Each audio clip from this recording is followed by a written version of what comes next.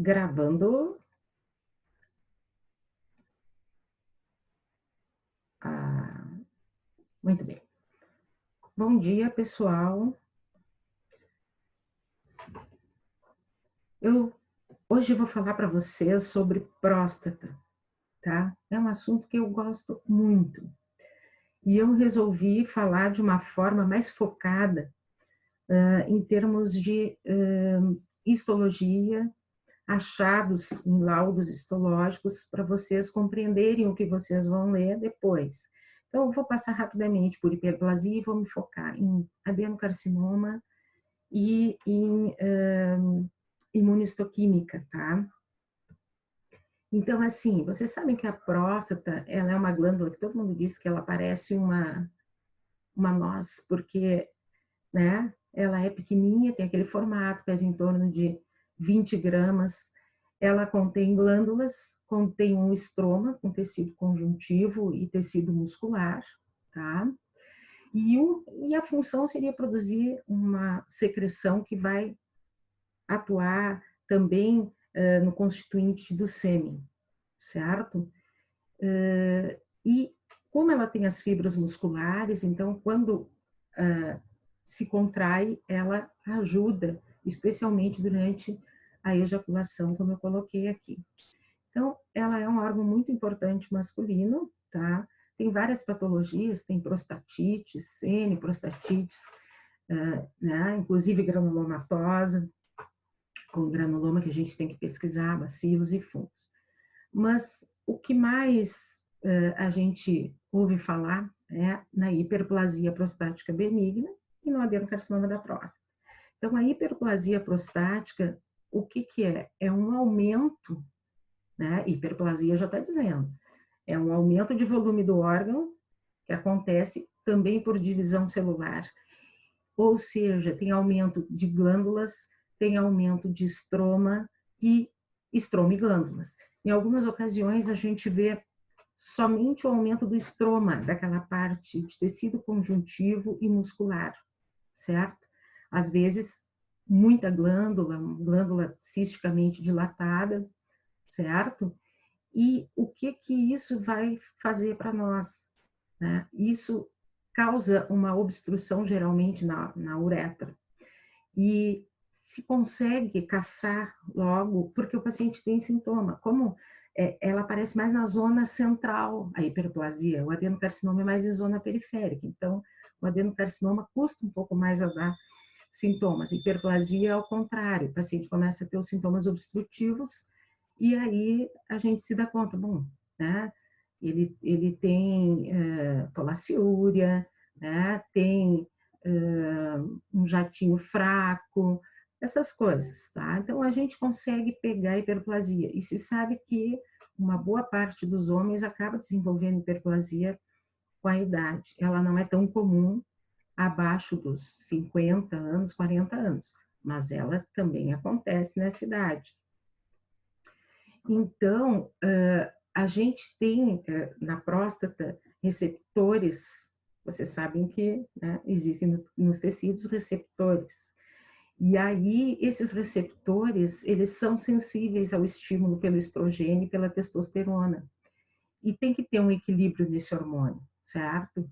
No momento em que ocorre um desequilíbrio hormonal, existe um estímulo à produção de fatores de crescimento celular.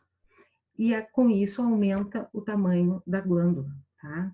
Que também é variável. Aqui eu coloquei de novo, aqui, né, principalmente na zona central, né? E ela produz essa compressão da luz uretral. Macroscopicamente, vocês vão ter esses nódulos, ela fica aumentada, por isso que às vezes a gente coloca no laudo, hiperplasia nodular. Tudo bem, pode colocar como hiperplasia nodular e a gente entende que houve, né, um aumento de glândulas, aumento de estroma, tá? Como ela aumenta muito, ela pode ter essas áreas de necrose e hemorragia, muitas vezes, pode ter microcálculos também, pode ter áreas de infarto, tá? E vai causar os nossos sintomas obstrutivos, certo? Nessa outra imagem, por que que a gente chama de nodular? Vocês estão vendo aqui, né? Forma vários nódulos, né? Vários nódulos. Aqui uma área de hemorragia. Então, ela é multinodular, tá? Aqui de novo, nessa imagem, a gente vê os nódulos um pouco amarelados, mas eles normalmente eles são branco acinzentados, amareladinhos, tem essas cavidadezinhas císticas pequenas, tá? Eles acabam sendo bem delimitados, pode ter fibrose. Aqui, ó, que bonito a uretra, e esse nódulo fazendo a compressão da uretra. Isso na hiperplasia é o que acontece. Existe dentro da histologia da próstata normal, tá? E também quando a gente vê nas hiperplasias, que ela tem um componente glandular que a gente chama alveolar, né? Aquele estroma conjuntivo que eu falei. Os alvéolos podem ser redondos, podem ser poligonais, enfim. E ela é revestida por células cúbicas que vão ter uma única camada. E essa camada, ela é muito importante para a gente, porque o conceito de adenocarcinoma, que nós vamos ver depois, eu estou antecipando, significa a perda das células basais da próstata. É basicamente isso. E existem ainda corpos amiláceos que podem aparecer no interior dessas glândulas, que são depósitos proteináceos e que são normais. Então, aqui, ó, a gente tem os alvéolos, que são as glândulas, o estroma, células musculares, claro que vai ter vaso sanguíneo, né? Tudo isso é glândula, e a gente tem normalmente essa camada de células, tá? Isso é um corpo amiláceo, isso é um corpo amiláceo, corpo amiláceo. Ok, certo? Então, a próstata normal, ela se constitui desta forma. Vocês estão vendo aqui no aumento maior, tá? Que essa glândula, ela tem o quê? Ela tem a nossa camada de células basais, que são células cilíndricas, enfim, que vão secretar, e um citoplasma claro e amplo, completamente benigno, tá? Aqui está um tecidinho muscular, estromal, tá? Dá para ver bastante essas células basais e hoje em dia, quando se tem muita dúvida de diagnóstico, essas células basais, elas são super importantes, porque a gente tem marcadores imunistoquímicos para confirmar se elas existem ou não, tá? Para dizer se é benigno ou se é maligno. Essas células basais, só assim, fazendo né, um parêntese, elas também são avaliadas na mama, tá? Para ver se é benigno ou maligno. Então, células basais, elas são importantes. Tem uma camada só, certo? E é isso aí. Nessa outra imagem que vocês estão vendo, existe uma hiperplasia aqui, ó, nesse formato nodular, que é uma hiperplasia mais do estroma do que de glândulas. Tem algumas glândulas um pouco dilatadas, mas é mais estromal. Então, no laudo, o pessoal pode colocar como hiperplasia nodular ou como hiperplasia glandular e do estroma, é tudo a mesma coisa, tá? Só para dizer que é glandular e do estroma, ou hiperplasia, principalmente do estroma, como essa aqui, tá? Isso aqui vocês vão receber no laudo. Muitas vezes associada a processo inflamatório, né? Prostatite crônica, prostatite aguda, pode ter célula gigante multinucleada, tipo corpo estranho, porque tem cálculos, tem corpo amiláceo, e pode também, eventualmente, um paciente que já tenha feito um tratamento para câncer de bexiga com BCG, a gente pode encontrar granuloma com necrose, tá? E aí tem que fazer coloração de ZIL e para bacilo e de fungo o Growth, tá? Então, aqui, ó, o que que acontece? A gente tem situações de hiperplasia, tá? A gente tem uma proliferação de células epiteliais glandulares. Aqui ela tá bem demarcada, tá? Tem fibroblasto que não dá para ver nessa imagem que a gente colocou aqui. Os ácidos, eles podem fazer uma espécie de papila, como a gente vê nessa imagem, tá? Mas ainda tem uma única camada de células basais, tá? Faz essa projeção para dentro da luz, que a gente chama de hiperplasia papilar, enfim, que está disperso de uma forma aleatória. Então, dá para ver que houve uma proliferação das glândulas, ao mesmo tempo ela também aumentou o tamanho. A gente tem aqui fibroblastos. Existe uma entidade que é o que se chamava, a gente tem a hiperplasia adenomatosa, com atipias celulares, mas que é benigna e a gente também consegue fazer esse diagnóstico através da imunistoquímica. E existe a hiperplasia dessas células basais, tá? Eu não coloquei para vocês as imagens, porque daí a gente tem algo muito específico para patologista, mas vocês, quando lerem algum laudo em hiperplasia de células basais, tá? É dessas células, elas ficam bem hiperplásicas, existe uma dúvida muito grande se é adenocarcinoma ou não, e o diagnóstico daí é imunistoquímico, mas a gente coloca hiperplasia nodular e hiperplasia de células basais, e é achado benigno, tá bom? Aqui a gente tem, só para vocês verem, aqui do ladinho a gente tem um adeno, tá? Mas por enquanto deixa ele lá. O que eu quis mostrar aqui é que a gente tem uma atrofia e cística. Ela dilatou, mas o epitélio ele está bem baixinho, com pouco citoplasma, tá? Aqui dá para ver o citoplasma.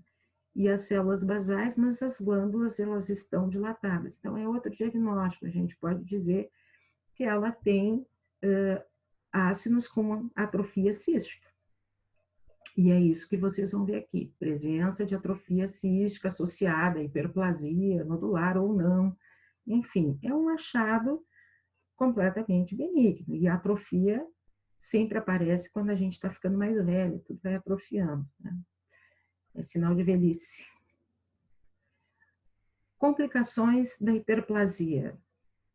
Como a hiperplasia causa obstrução em uretra, a gente pode ter também obstrução de ureter, e com isso fazer dilatação do ureter, como vocês estão vendo aqui, ele está bem dilatado, nessa outra foto também, né? É próstata, bexiga, ureteres, ambos dilatados, tá? E isso pode ocasionar também essa dilatação que vocês estão vendo de cálices aqui, que a gente chama de hidronefrose, é outra complicação, tá? Hidronefrose é quando dilatam-se os cálices na pelve, fica toda dilatada, a gente perde a nitidez entre junção córtico-medular, aqui ainda tem um pouquinho, ó, mas para cá não. E fica um solo para dentro desse cálice com líquido dentro, né, que é hidro, para ter uma infecção bacteriana e fazer o que a gente chama de pionefrose. E aí a pionefrose fica cheia de pus, causa uma inflamação de todo o rim. Isso aqui já é afuncional, tá? Então, hidroureter, hidronefrose, né? Ela pode também, por hiperplasia da próstata, fazer com que a bexiga sofra um processo de hipertrofia, ó, que vocês estão vendo aqui, da camada da bexiga. Dá para fazer uma comparação com a do lado. A do lado não fez hipertrofia, mas essa aqui fez hipertrofia também para poder fazer sua atividade fisiológica normal. Então, essas são as complicações. Em linhas gerais, claro que tem muito mais coisa de hiperplasia, mas o meu objetivo é focar no adenocarcinoma. Então, já sabemos algumas coisas de hiperplasia, tá? A hiperplasia é uma condição benigna, em que existe aumento do volume, né? Existe divisão celular, a gente pode ter uma proliferação glandular e dilatação glandular, proliferação de estroma, tá? Pode ter associado atrofia cística E existem duas entidades que a gente precisa saber, que é uma hiperplasia adenomatosa benigna e a hiperplasia de células basais. E nunca esquecer, células basais são importantes, tá? Antes de entrar no adenocarcinoma, que já é invasivo, eu vou falar um pouquinho dessa lesão que está aí, que é neoplasia intraepitelial prostática, que é uma condição pré-maligna. Assim como a gente tem no colo uterino, neoplasia intraepitelial, né, que é NIC, que é pré-maligno, a gente também tem na próstata, tá? E a gente chama daí de PIN, não de, né, é a NIC, a PIN. Então, PIN é pré-maligno. O que que acontece? Existe uma displasia. Na verdade, é uma displasia glandular que acontece na próstata, e displasia por conceito, vocês lembram, que é uma alteração da arquitetura, onde a gente tem atipias celulares e pleomorfismo. O que que é isso? Pleomorfismo, a gente vai ter aqui, ó, vocês podem ver que a gente evidencia nucleolos, a gente tem núcleos proeminentes, tá? Núcleo proeminente. Eu estou olhando, não estou conseguindo ver, talvez aqui tenha uma mitose, tá? Figuras de mitose. E só que na próstata, há alguns anos a gente considerava como displasia graduava, tá? Baixo e alto grau. Através de muitos trabalhos, se viu que a PIN de baixo grau, ela não tem necessidade de ser relatada em laudo. O que tem que ser realmente relatado é quando já se tem essa displasia que compromete toda a espessura, que é a PIN de alto grau. Aqui acho que tem uma mitose também, tá? Então, neoplasia intraepitelial prostática de alto grau é uma lesão considerada pré-maligna. Existem mais células, né? A celularidade aumenta, tudo aquilo que eu falei, e diminui também as células basais normais. E, inclusive, quando a gente faz imunistoquímica para confirmar, porque a gente olha, vê que ela é uma glândula muito feia em comparação com o que se viu antes na histologia. Bom, essa aqui, por exemplo, ó, tem núcleo para lá, núcleo para cá, célula para tudo que é lado, núcleo hipercromático. Nessa figura que está é uma incidência menor, tá? Um aumento menor. A gente vai e faz marcador para a célula basal. E o que que acontece? Ele é positivo, porque ainda é benigno, mas descontínuo, tá? Marca algumas células basais e outras não, porque conforme vai tendo essa neoplasia intraepitelial de alto grau, as células basais, elas vão sumindo, tá? Porque vai se transformando em algo pior. E existem padrões que se diz, não tem muita influência, né? O importante é saber que tem a PIN de alto grau. Agora, tem esse padrão aqui achatado, como se diz, ou às vezes papilar, formando uma papilinha para dentro, né? Às vezes cribriforme. Aqui de novo uma foto, e essa seria de uma biópsia, que vocês estão vendo que todas essas glândulas aqui, elas estão um pouco dilatadas, sim. Essa aqui dá para ver, olha que beleza aqui, ó. Aqui ainda tem um pedacinho de glândula normal. E para cá, a gente tem a displasia. E displasia de alto grau, que é o que a gente tem que referir no laudo, tá? Então, pessoal, aqui vocês estão vendo que alteram bastante a arquitetura. Não é algo que seja difícil de ver. O difícil é se posicionar, às vezes, com fragmentos muito pequenos e poder dizer que realmente não é ainda uma neoplasia. É uma, né, neoplasia intraepitelial de alto grau e que tem que ser acompanhada, tá? E muitas vezes fragmento de biópsia vem pouco material e a gente às vezes não consegue fazer os testes de imunistoquímica. Então aqui, num aumento maior, olha o desarranjo arquitetural, né? Aqui dá para ver um nucléolo, os núcleos divididos, tá? Núcleo hipercromático, razão, núcleo citoplasma alterado, porque a gente nem percebe citoplasma aqui, né? Aquele citoplasma que eu mostrei para vocês bonitinho, não tem.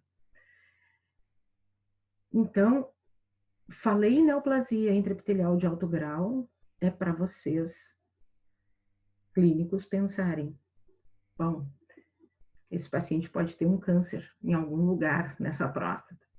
Tem que ser acompanhado, tá? Ressaltando, é bem importante. Aqui são os padrões, né? Aquele de células achatadas, o papilar, que vai a papilinha por dentro, só que não é uma papila totalmente benigna, tá? E o cribriforme significa assim, ele forma como que fenestrações, ó, tem um desenho esquemático, na glândula, todas aqui com alterações. Essa glândula aqui, ó, ela tá começando, mas ela não tá tão alterada, ó, tá? Agora, as demais são realmente NIP de alto grau. NIP de alto grau, vamos prestar atenção, tá? Existe um outro conceito, além dessa neoplasia intraepitelial, que é uma displasia, tá? Que o pessoal, depois de muitos consensos, estabeleceu o seguinte: suspeito, mas não diagnóstico. A maioria dos colegas urologistas sempre receberam esse diagnóstico como alteração proliferativa de pequenos ácidos prostáticos. Bom, e na verdade, o que acontece é exatamente isso. Existe uma proliferação atípica, tá? De 4 a, no máximo, 5 glândulas, 4 a 5 glândulas, com atipias e que nos dão muito trabalho, tá? Mas vocês podem receber um laudo somente assim, quem adotar o que foi de consenso, suspeito, mas não diagnóstico. Ou alteração proliferativa de pequenos ácidos prostáticos. Sempre que eu liberei isso aí, eu coloquei como está aqui, as duas informações, porque a gente sabe que tem urologista que entende melhor se colocar como ASAP, tá? O que acontece então? A gente tem essa proliferação aqui, ó, vocês estão vendo? Aqui tem 3 ácidos, 3. Eles não têm displasia, eles são ácidos que, esses dois aqui, eles estão quase fusionados, tá? Eles são pequenos e eles têm uma alteração grande dessas células basais, alteração nuclear, tá? Então, quando a gente olha isso aqui, realmente poderia ser, é um foco pequeno. Muito patologista já deu aí um adenocarcinoma de baixo grau, tá? E poderia ser, vocês vão ver na sequência. O mais prudente é hoje em dia, quando tem essa pequena área de atipias celulares em glândulas, o melhor realmente é tentar fazer imunistoquímica. Aí eu botei aqui, ó, foco pequeno, o foco desaparece. Nem sempre a gente consegue fazer, tá? Já aconteceram em vários casos, como o foco é pequeno, no momento em que se faz o corte para fazer, é um trio de anticorpos que se costuma fazer para ver se é benigno ou maligno. E aí, quando vai cortando e desbastando, acaba sumindo o que a gente está vendo. E vocês vão receber laudos assim. Vocês vão receber o laudo do anátomo, suspeito, mas não diagnóstico, ou alteração proliferativa de pequenos ácidos prostáticos, vai para a imunistoquímica e aí a gente não tem mais material. E aí a imuno acaba sendo, como vou dizer, descrita para vocês como que tenha sido impossível em função da escassez do material. E aí vocês vão entender por quê. Foi escasso porque os focos são pequenos. Aqui a gente botou um grande aumento, mas são focos muito pequenininhos de atipias celulares, certo? Aqui tem também ó, atipias.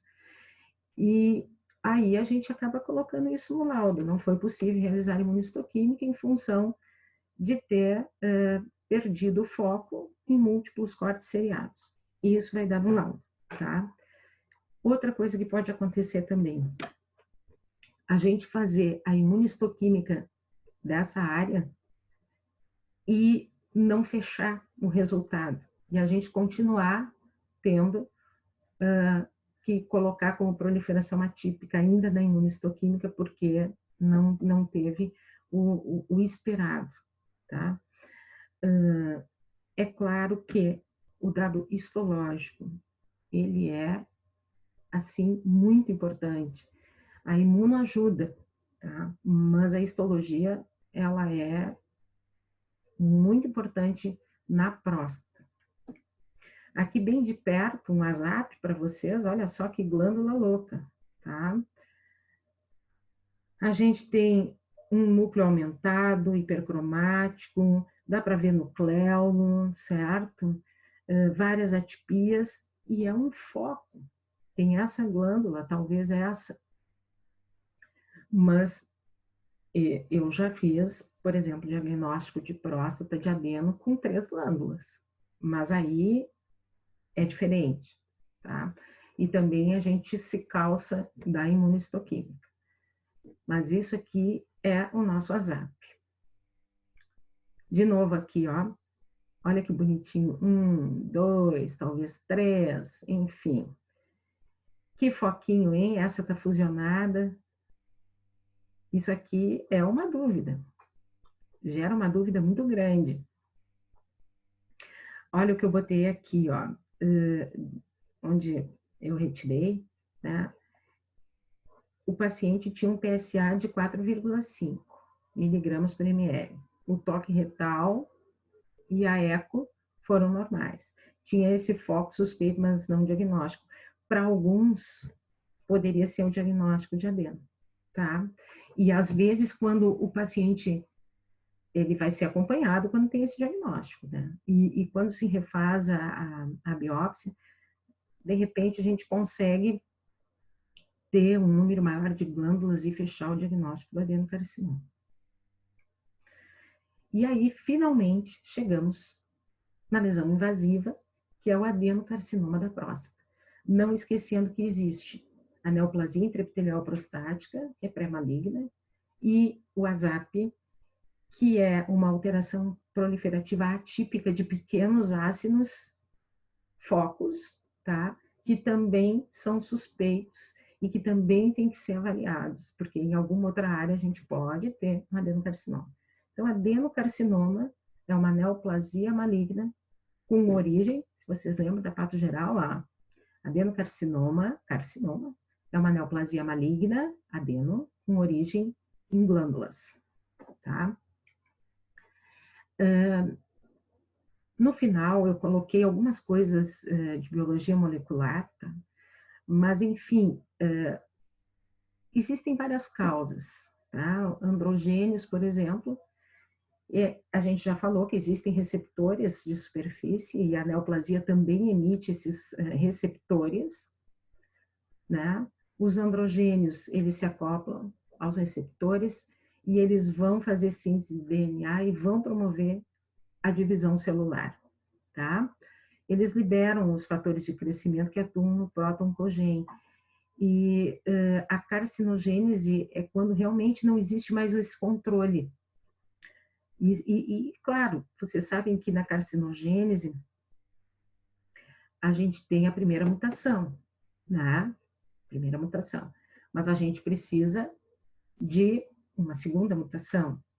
E geralmente são os fatores etiológicos que a gente fala, como alimentação para próstata, rica em gordura, por exemplo, tá?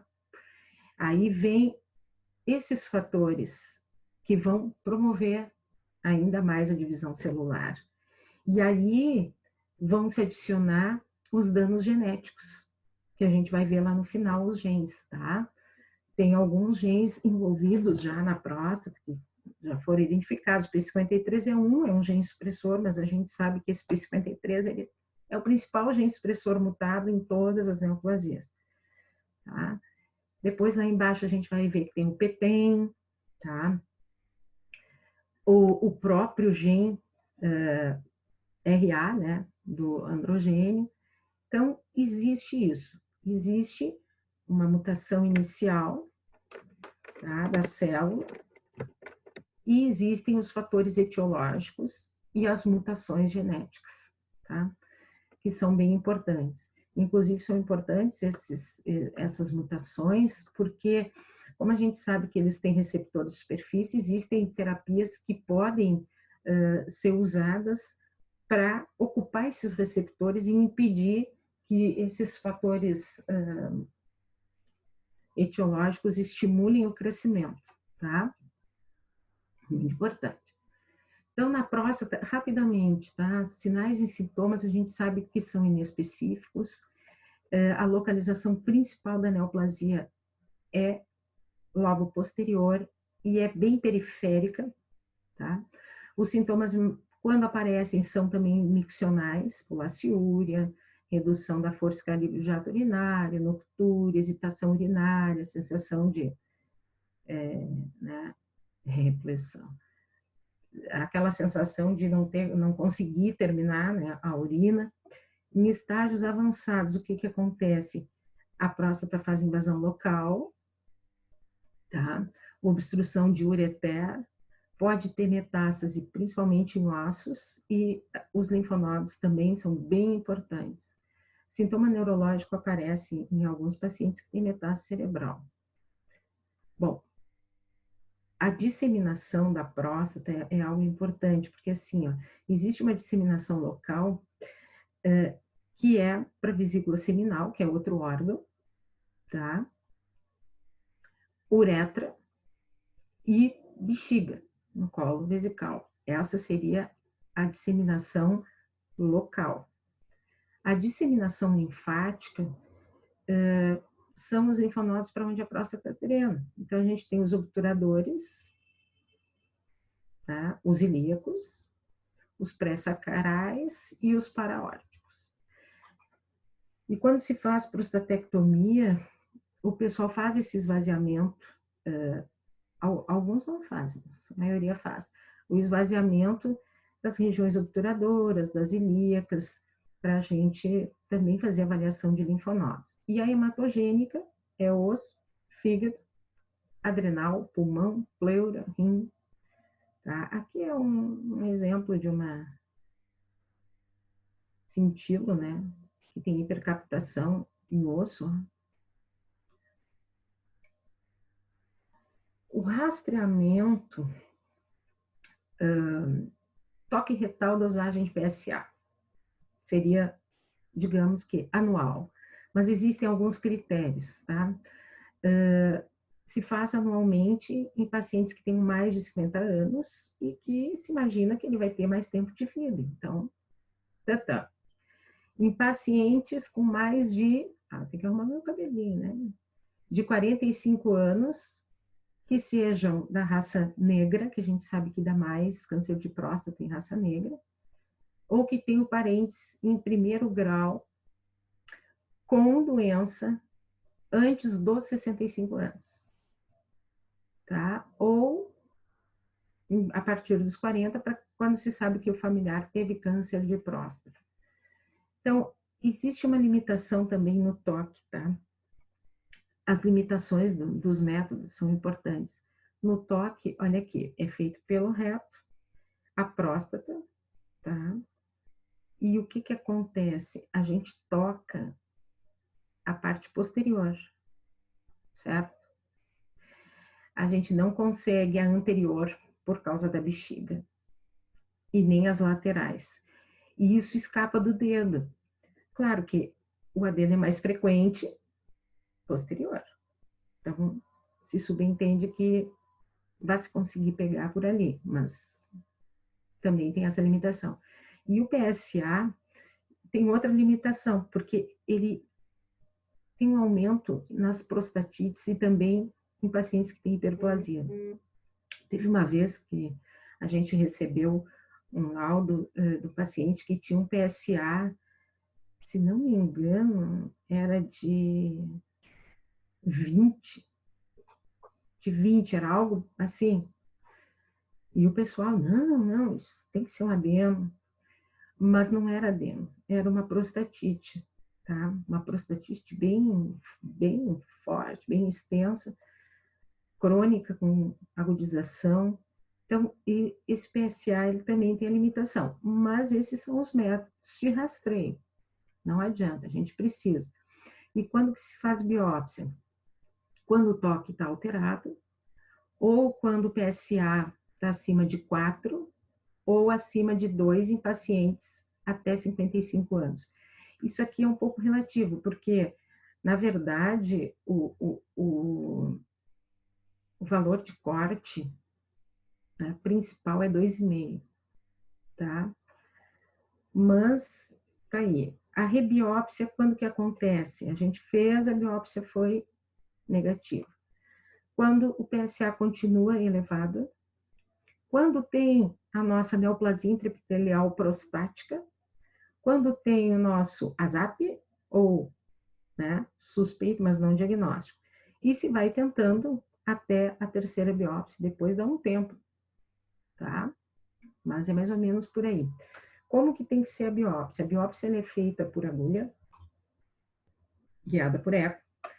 Hoje em dia o pessoal está fazendo ressonância magnética, tá? Baseado na difusão de líquidos e captação na próstata, em áreas suspeitas. Então dá para fazer também por esse método. E a gente diz que a biópsia é sextante, por quê? Porque se faz um mapeamento. Então, o pessoal tem que fazer funções do lobo médio, comecei pelo médio, não, do ápice, lobo médio e base, direito e esquerdo. Então, são 6 regiões. E isso vai ser mapeado, tem que ser mandado em frasco separado para nós, colocando a região, tá, para a gente saber. Outra forma de se fazer um diagnóstico de câncer, que não seja biópsia, seria um paciente que fez RTU, tá?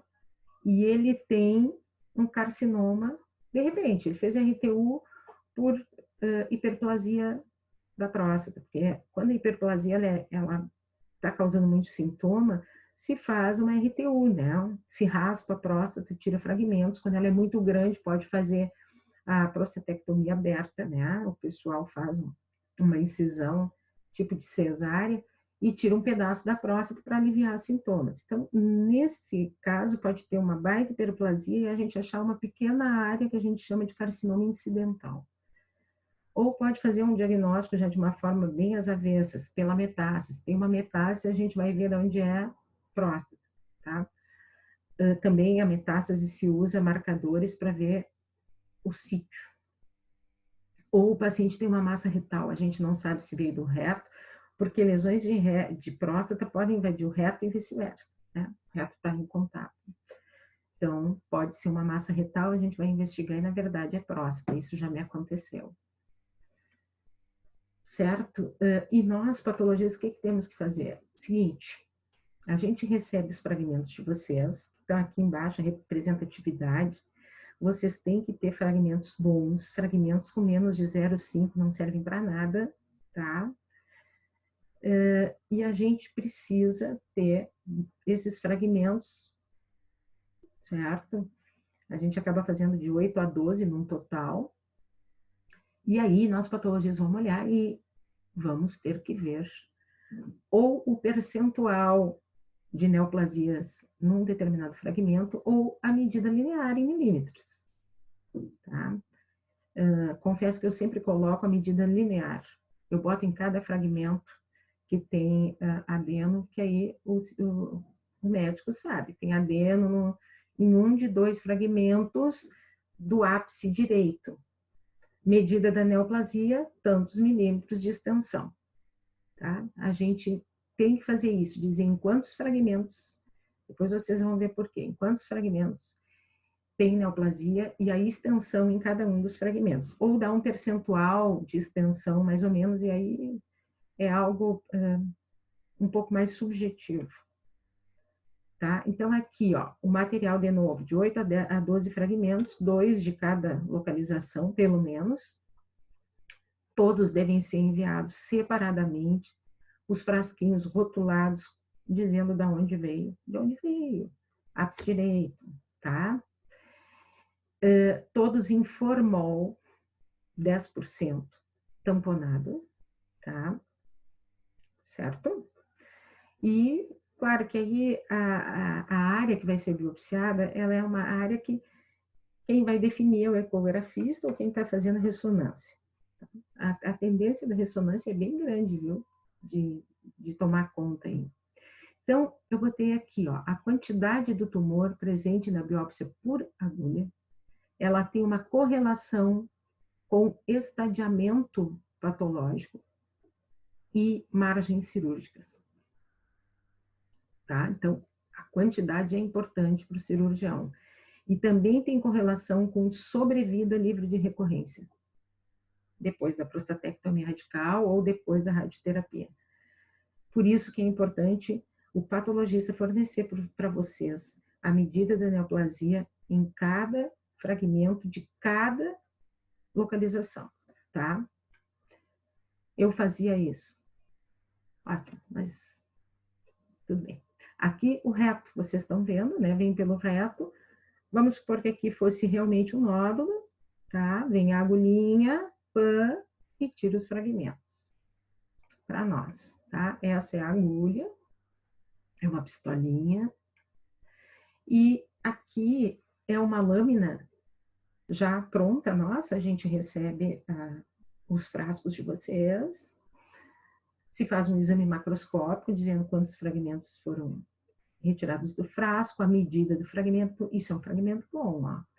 A medida do fragmento, tá? E se separa nas lâminas também. O frasco 1, ápice direito, frasco 2, ápice esquerdo. E aqui a gente tem 2 bons fragmentos para fazer o exame, para ver se realmente tem neoplasia ou não na próstata. A rebiópsia, a gente já falou, né? Suspeito, mas não diagnóstico, ou a nossa NIP. E quando se faz a rebiópsia, o importante seria muito bom que ampliassem o número de fragmentos, tá? E que incluísse também, já que não se pegou nas partes mais periféricas, tentasse fazer na zona de transição. Vamos lá. Olha a ressecção transuretral. Então, coloca lá o equipamento lá, ó, e raspa. O que a gente recebe são esses fragmentos de próstata, ó, que vão dar um alívio para o paciente. Fazem muito em hiperplasia e também fazem pacientes que têm um alto grau de próstata que não vai ser operado, também para alívio. Aí a gente faz o quê? A gente pesa esse material. E o peso é importante porque vocês sabem que a gente não vai incluir tudo isso de uma vez, nem tem condições aqui no Brasil, é tudo contadinho à míngua. Então, a recomendação é que se faça até 20 gramas, uns 5 cassetezinhos com um bolinho desse material. E depois a gente vai fazer para cada 10 gramas, mais um cassete ou 2, tá?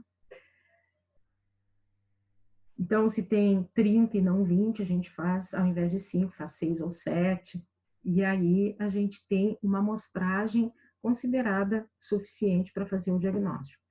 Tá? Quando se acha um câncer aqui num paciente com hiperplasia, a gente coloca como incidental e coloca o percentual de fragmentos positivos na amostra que foi examinada. Bom, agora vamos ver macroscopia e microscopia de prostatectomias. E também aqui eu botei fotos de biópsia, mas eu já mostrei para vocês as biópsias, mostrei aqui o RTU, e aqui a gente vai ter a prostatectomia radical. A prostatectomia radical também tem que ser enviada para nós em formol tamponado a 10%, certo? A gente costuma pintar toda a próstata com nanquim, e as vesículas seminais que vocês estão vendo, e ductos deferentes. Numa boa parte das vezes a gente pinta um lado de preto, não sei se aqui está preto, acho que um lado de preto, e um lado de outra cor, azul ou verde, porque aí a gente sabe que o lado direito foi o preto, o lado esquerdo foi o verde. E isso ajuda quando se corta, porque vocês vão ver aqui, ó, que a gente fatia toda a próstata de 0,3 a 0,5 centímetros, transversalmente, tá? Toda ela. Aqui tá as vesículas seminais, com um pouquinho de próstata que ficou, se faz esse corte. Antes de fazer essas fatias aqui, que vocês veem, certo? A gente faz isso. Você sabe o que são esses fragmentinhos? São uretra proximal ou vesical e uretra distal ou peniana. Deixa eu ver se aqui dá para... Aqui, por exemplo, aqui a gente tem a uretra. O que a gente faz é tipo um conezinho, ó. Se cortou bem direitinho aqui um cone, tá?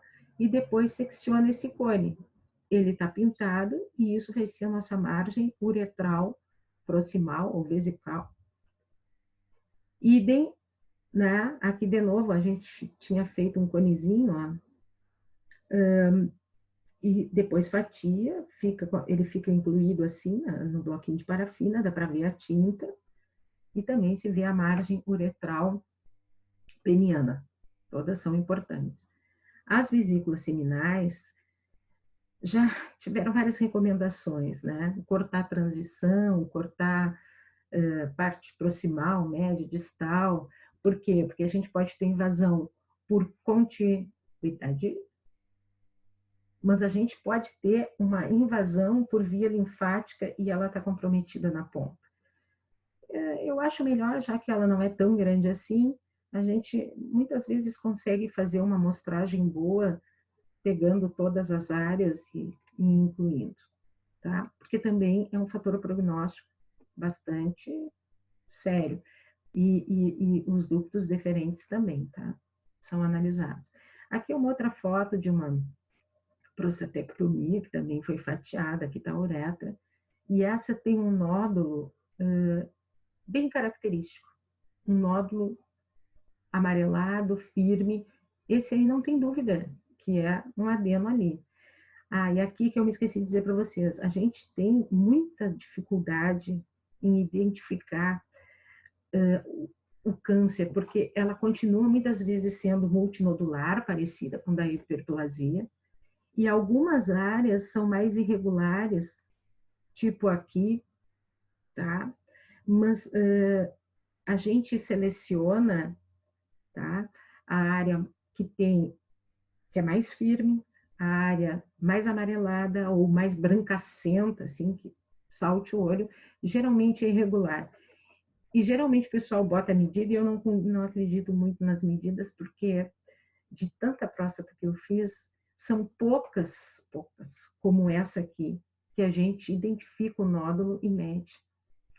E muitas vezes tem esse nódulo e ainda tem neoplasia para outros lados. Então, são áreas irregulares, a gente tem que dizer que uma das áreas mede tanto, mas não é a medida total do tumor. Isso a gente só vai ter certeza na micro. E a recomendação da Sociedade Brasileira de Patologia é de fazer a inclusão de 3 dessas fatias, tá? Uma da base, uma do lobo médio, uma do ápice. E a gente escolhe a que parece mais neoplásica. E aí se faz o seguinte, se corta em quadrantes, né? E se identifica esses quadrantes nas lâminas também. Que aí a gente sabe se ela era anterior, se ela era posterior, tá? Se é base direita, base esquerda. Então, se faz isso aí. Dá em torno de umas 20, 25 lâminas no mínimo. E o ideal, digo para vocês, o ideal seria a inclusão total da próstata. E isso é feito nos Estados Unidos porque o adenocarcinoma da próstata, a gente diz que é heterogêneo. E ele não está no mesmo local. Para graduar, vocês vão ver que eu preciso de bastante quantidade de tumor. Então, eu posso ter uma quantidadezinha aqui, graduo aqui, mas e o resto que ficou para lá? Tá? Então, a Sociedade Brasileira recomenda isso. Pelo menos uma fatia de cada uma das regiões, né? Das 6 regiões. A gente, às vezes, coloca 2 até, às vezes tem que voltar na peça, porque a gente não viu neoplasia nas primeiras lâminas, volta de novo.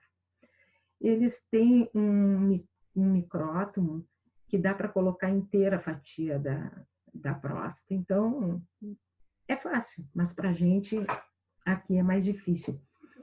Tem lugares em São Paulo que eles fazem inclusão total, inclusive um paciente pegou a próstata que a gente tinha liberado no laboratório para levar para esse laboratório de São Paulo para fazer o restante da próstata, tá?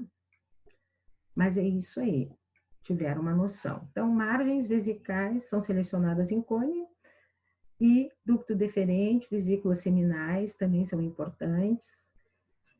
A gente inclui toda a uretra que a gente tirou. Isso aqui, ó, aqui a gente seleciona as fatias, mas essas aqui tem que ser inclusão total, porque esse fragmento pode ter tumor com margem livre e esse pode ter tumor com margem comprometida. Então, não pode ficar de fora. Todos têm que ser incluídos. Muito bem, pessoal, muito bem. Estamos indo lá. A gente tem que dar essa quantidade de tumor ó, na prostatectomia. O volume tumoral é importante. E pode ser em percentual, porque de extensão, tá? É um fator preditivo e é um fator importante para ver como vai ser a clínica desse paciente, esse volume tumoral. Bem, como é feita a classificação histológica? Então, pessoal, eu vou fazer o seguinte.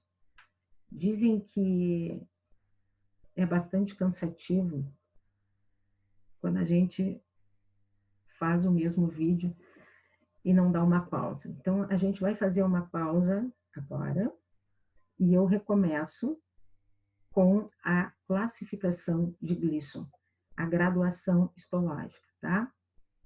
Vou repartir em 2 slides, vocês podem olhar um, depois o outro, tá? Em dois blocos.